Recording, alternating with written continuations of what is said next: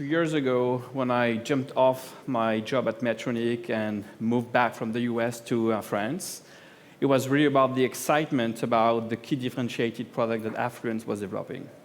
And so this is about several years of collaboration between surgeons and physicians and engineers that we came up with this portfolio of 3 products evolving into a 10 billion market growing double digits. We have a strong patent portfolio protecting the entire portfolio we have developed. So Affluent Medical is really dedicated to developing devices, implantable devices, for urinary incontinence and mitral regurgitations.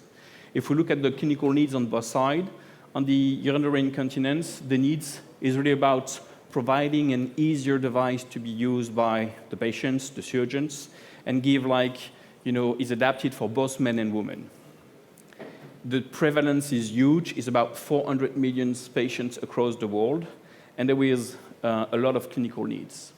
On the mitral regurgitation side, here this is a prevalence of about 200 million people, but unfortunately there is only 4% of patients getting treated because this is a very invasive therapy. So there we have 2 specific products, one to repair and one to replace.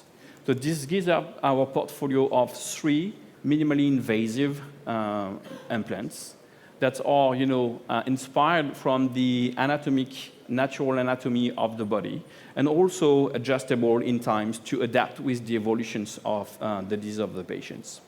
Our first product, Kalios, is an adjustable ring to repair the mitral valve. This is the product that we announced recently, several agreements with Edwards Lifesciences, the leader of cardiovascular therapy.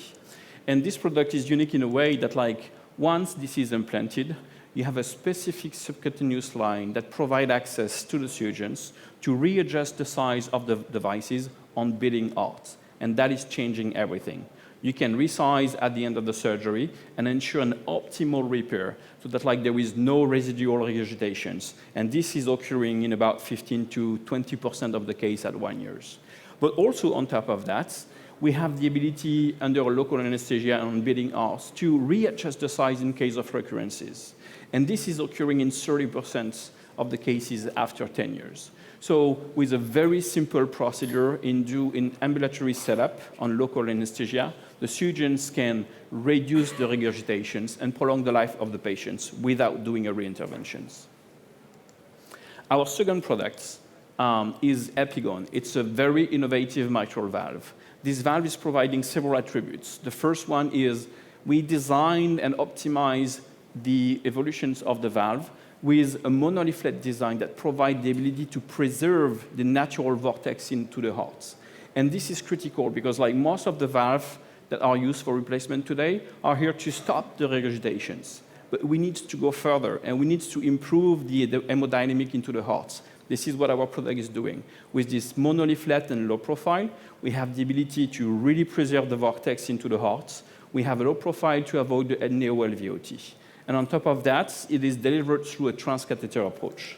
So if you look at that, we have a very specific design that we inspired ourselves from the native anatomy. Most of the valves today that has been designed for valve replacements are transferred from the 3-leaflet design, which is used in aortic. And so if the nature gave a mitral valve with a D shape and a monoleaflet, there is a reason for that. So this is exactly why we leverage this great native anatomy to get this good product. And the last product on the artificial urinary sphincter is a new electromechanic devices that can be simply controlled with a remote control by the patients. And it is very unique in a way that it's also adapted for both men and women. As a reminder, 80% of the patients are women, and most of the solutions today on the market, they're not adapted for the women anatomy. So we have a unique chance here to deliver something that improve the quality of life of many patients. Those 3 programs here are all in clinical phase, and we are making great progress. So with Kalios, as I said, we signed agreements that was announced in July with Edwards Lifesciences. On this product, we are in pivotal phase. We have 26 patients. We published last year excellent result with 100% of efficacy with our mitral ring. We also started discussion with the FDA in order to validate our regulatory pathway. And on this stage, we are pleased to announce that FDA agreed for us for de novo pathway, which is a simplified access compared to what is being done in Europe. And I accept to do so with the current clinical data we have on hands. So this is a straightforward path with this agreement and also market access in the US by submitting that dossier by the end of 25, early 26. On Artus, we kicked off the first in human in Q2 of this year. We accelerated. We have many centers active.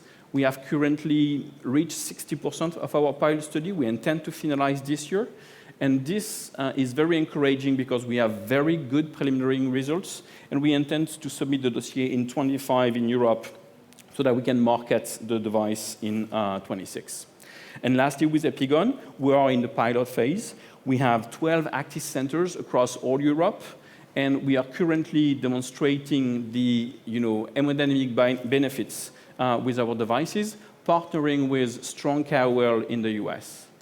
Just a quick video, as when this is like surgeon explaining and cardiologist is always better than the CEO. I think there is very little question that surgical mitral valve repair remains the gold standard treatment for mitral regurgitation. When we fail to perform ideal mitral valve repair, either for bad anatomy of the patient or comorbidities of the patient, we usually gravitate towards mitral valve replacement. What Epygon does, it gives you the best of the both worlds because it gives you the option of mitral valve replacement while it gives you the benefit of mitral valve repair by restoring vortex formation of the mitral inflow to LV outflow. Really critical as this valve has the ability to give you the same standard of care and outcome with a valve repair, but with the easiness of the valve replacements. We have a strong team to execute the pipeline of Affluent Medical. As you can see, most of the team has experience with strategic 15 to 20 years of experience at developing, commercializing implantable devices. And for that, it's great to see the evolutions of our cap table. Affluent Medical is a public company on Euronext. Our founder and main shareholder, Truffle Capital, owns still a majority of the cap table. And we have welcomed 2 new investors, as well as I mentioned, Edwards Lifesciences, who took part of the deals and took about 9% of the capital share of the last round. We have strong coverage that is following the stock of Affluent Medical with the arrival this year of Porzampar, Gilbert Dupont, and TP ICAP.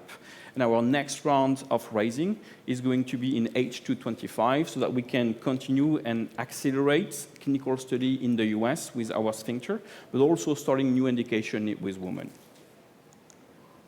At this stage, we have a grand vision, which is to establish the foundational blocks to make Affluent of a European Medtech so that we can continue to improve lives for patients suffering from cardiac and urological disease.